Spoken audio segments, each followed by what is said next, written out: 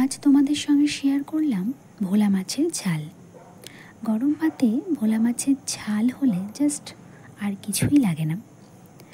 আর ভোলা মাছে ঝাল সবাই করতে পারেন মোটামুটি, তবুও আমি একটু অন্যরকমভাবে করি, সেটাই তোমাদের সঙ্গে শেয়ার করলাম।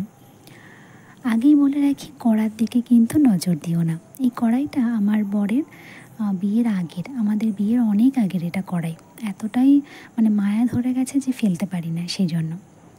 এদিকে মশলা করে নিয়েছি, ওদিকে মাছটা ভাজতে বসিয়ে দিয়েছি। মশলার মধ্যে ছিল কালো সর্ষে, কাঁচা লঙ্কা আর টমেটো ছিল, পেঁয়াজ ছিল আর টক দই ছিল, নিয়ে একসঙ্গে একটা পেস্ট করে নিয়েছি। এরপরে দিয়েছি কালো জিরে ফোড়ন, দিয়ে দিলাম জল, গরম জল দিয়েছি। এটা যখনই ফুটে উঠবে তখনই আমি দিয়ে দেব ওই যে পেস্ট করা মশলাটা, সেই মশলাটা। অনেকেই তেলে এটা ভালো করে কষিয়ে নেন, কিন্তু এইভাবে আমি করি, সেই জন্যই তোমাদের দেখাচ্ছি। পরিমাণ মতো লবণ দিয়ে দিলাম আর দিয়ে দিলাম হলুদ। এটা যখনই ফুটবে তখনই আমি দিয়ে দেব মাছ।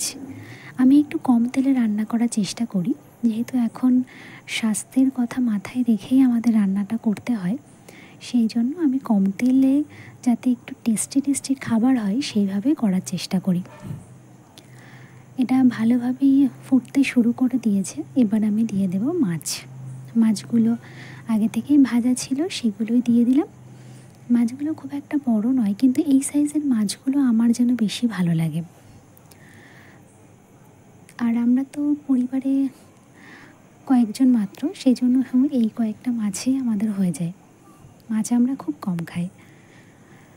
তো এটা ফোটা শুরু হয়ে গেছে। এবার আমি দিয়ে দেব একটু কাঁচা সর্ষের তেল। অবশ্যই কাঁচা সর্ষের তেল দিতে হবে, নয়তো কিন্তু ভালো লাগে না মাছের ঝালে। এবার ফুটে গেলে, ঘন ঘন হয়ে এলে ঝোলটা, তখনই তৈরি মাছের ঝাল। আমি নামিয়ে নিয়েছি।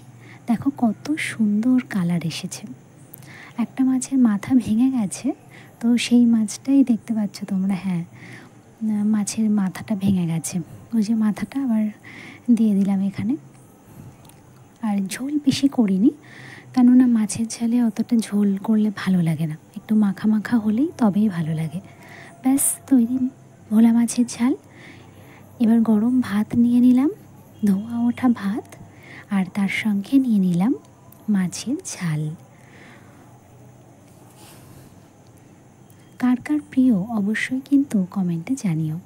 আমার তো ভীষণ প্রিয়, আর এই সময় ভোলা মাছটা বেশ পাওয়া যায়। তোমরা অবশ্যই ট্রাই করো, এবং কেমন লাগলো অবশ্যই কিন্তু জানিও। দেখা হচ্ছে পরের ভিডিওতে।